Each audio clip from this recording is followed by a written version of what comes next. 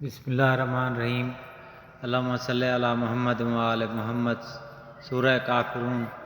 اس صورت کی فضیلت کے بارے میں بہت زیادہ روایت نقل ہوئی ہیں جو اس کے مطالب کی حد سے زیادہ اہمیت کی ترجمان ہیں۔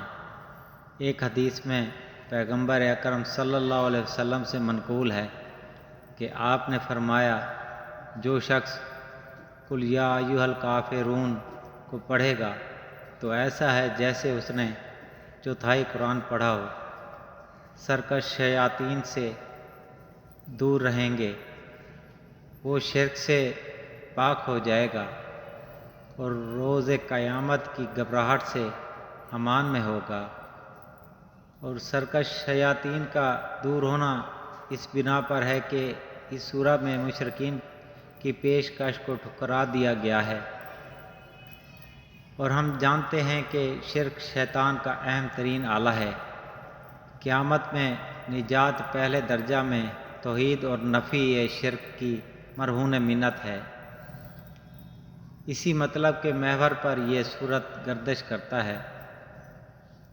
ایک اور حدیث میں پیغمبر صلی اللہ علیہ وسلم سے آیا ہے کہ ایک شخص حضرت صلی اللہ علیہ وسلم کی خدمت میں آیا اور اس نے عرض کیا، اے رسول خدا صلی اللہ علیہ وسلم، میں اس لیے آیا ہوں کہ آپ مجھے کسی ایسی چیز کی تعلیم دیجیے جسے میں سوتے وقت پڑھا کروں۔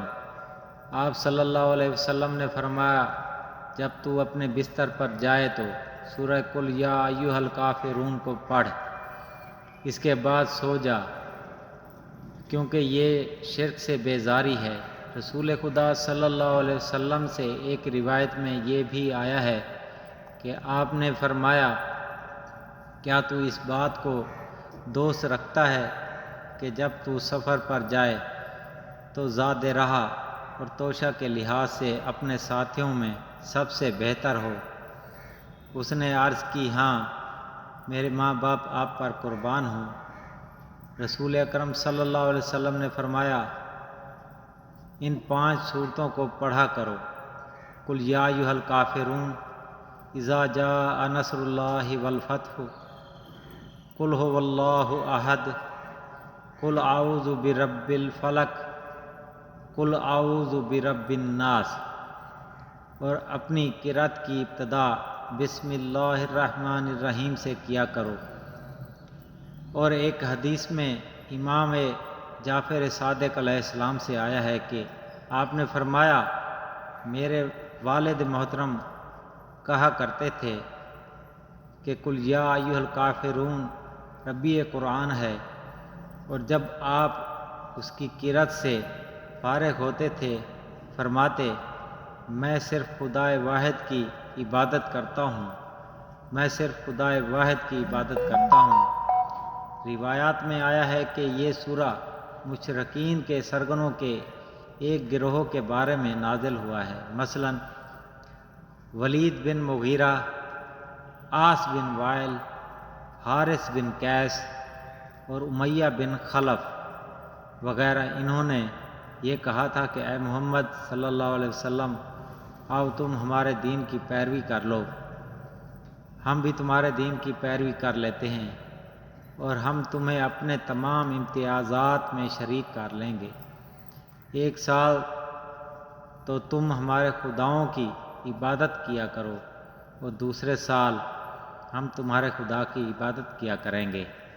اگر تمہارا دین بہتر ہے تو ہم اس میں شریک ہو گئے ہیں اور اپنا حصہ اس میں سے لے لیا، اور اگر تمہارا دین ہو تو تم ہمارے دین میں شریک ہو گئے اور تم نے اس میں سے اپنا حصہ لے لیا۔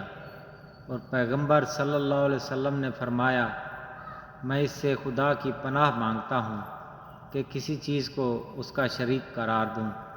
انہوں نے کہا، کم از کم ہمارے خداؤں کو چھو ہی لو اور ان سے تبرک حاصل کر لو تو ہم تمہاری بات مان لیں گے اور تمہارے خدا کی پرستش کرنے لگیں گے۔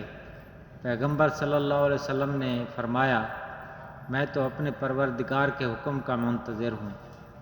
تو اس موقع پر سورہ قل یا ایھا الکافرون نازل ہوا اور رسول اللہ صلی اللہ علیہ وسلم مسجد الحرام میں آئے، اور جب قریش کے سرداروں کی ایک جماعت وہاں جمع تھی تو آپ صلی اللہ علیہ وسلم نے ان کے سروں کے اوپر کھڑے یہ سورہ آخر تک ان کے سامنے پڑھا۔ جب انہوں نے اس سورہ کے پیغام کو سنا تو مکمل طور پر مایوس ہو گئے اور حضرت صلی اللہ علیہ وسلم اور آپ کے صحابہ کو آزار پہنچانے لگے۔